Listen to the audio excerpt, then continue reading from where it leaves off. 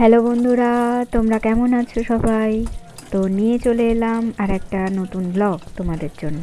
শীতটা কিন্তু ভীষণ জাঁকিয়ে পড়েছে, ভীষণ শীত করছে। কাজ করতে যেন উঠতেই ইচ্ছা করে না, কিন্তু কাজ তো করতেই হবে। তো অগত্যাই শীতের কাঁপুনি কাটিয়ে উঠতেই হলো রান্নাবান্না কমপ্লিট করার জন্য। তো প্রথমেই সবাইকে জানাই মেরি ক্রিসমাস। বড়দিনের ছুটিতে তোমরা নিশ্চয়ই কোথাও বেড়াতে গেছো।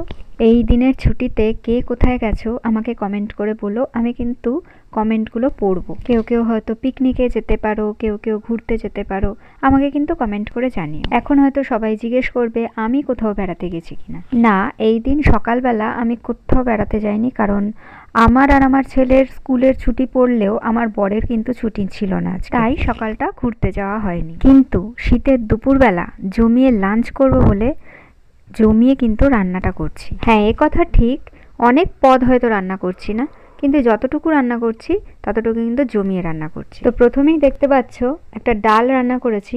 এটা হচ্ছে মুগের ডাল রান্না করেছি। এর ভেতরে প্রচুর সবজি দিয়েছি আমি। সবজি বলতে এখানে রয়েছে ফুলকপি, বরবটি, পেঁয়াজকালি, গাজর, কড়াইশুঁটি আর টমেটো। শেষে ডালটার মধ্যে এইভাবে তড়কা দিয়ে নিলাম, মানে ঘিয়ের মধ্যে শুকনো লঙ্কা, দুটো গোটা শুকনো লঙ্কা দিয়েছি, গোটা জিরে আর কাশ্মীরি লঙ্কা গুঁড়ো দিয়ে সেটাকে একটু নাড়িয়ে চাড়িয়ে তারপর ডালটার মধ্যে ঢেলে দিলে দারুণ একটা ফ্লেভার আসে।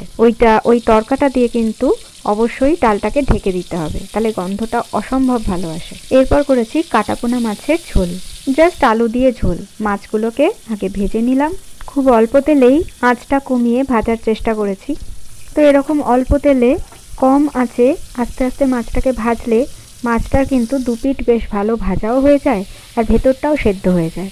এরপর পেঁয়াজ, আদা, রসুন দিয়ে আলুগুলোকে কষিয়ে নিচ্ছি। সঙ্গে থাকবে হচ্ছে কিছু মশলা, যেমন নুন, হলুদ, মিষ্টি তো আছেই, সঙ্গে জিরে গুঁড়ো, ধনে গুঁড়ো আর কাশ্মীরি লঙ্কা গুঁড়ো দিয়েছি। সমস্ত মশলাগুলোকে দিয়ে একটু জল দিয়ে নিলাম যাতে মশলাগুলো পুড়ে না যায়। তারপর ভালো মতন নেড়ে চেড়ে তরকারিটায় ঝোল দিয়ে দিলাম।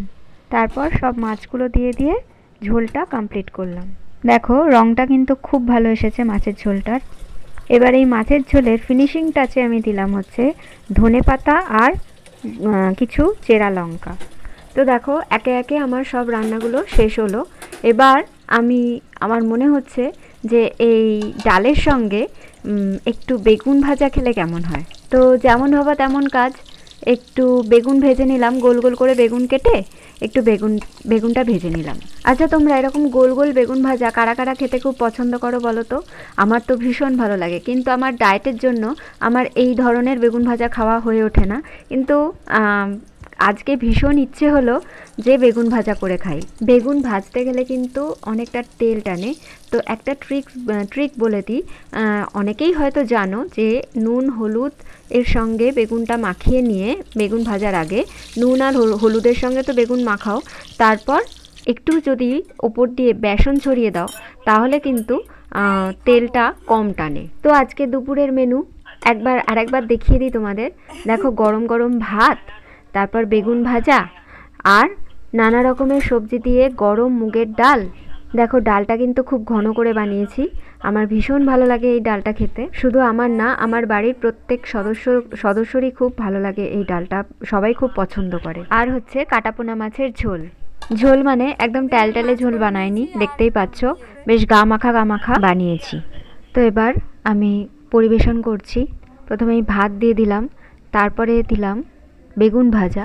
রান্না বান্না করেই চান করে উঠেছি, ভীষণ ঠান্ডা লাগছে জানো তো।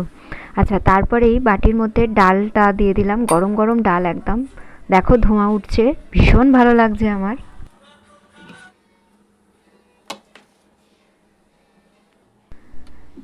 এরপর দিয়ে দিচ্ছি কাটাপোনা মাছের ঝোল। দেখো এটাও ভীষণ গরম, মানে আজকে দুপুরের খাওয়াটা একদম জমে যাবে। তো বন্ধুরা, আজকে দুপুরের মেনুগুলো কেমন লাগলো অবশ্যই কিন্তু আমাকে কমেন্টে জানিও। আর এই শীতের মধ্যে ভালো থেকো, সুস্থ থেকো এবং সবাইকে সুস্থ রেখো। আজকের ভিডিওটা এখানেই শেষ করলাম, দেখা হচ্ছে আবার পরবর্তী ভিডিওতে। ততক্ষণের জন্য টাটা, বাই বাই।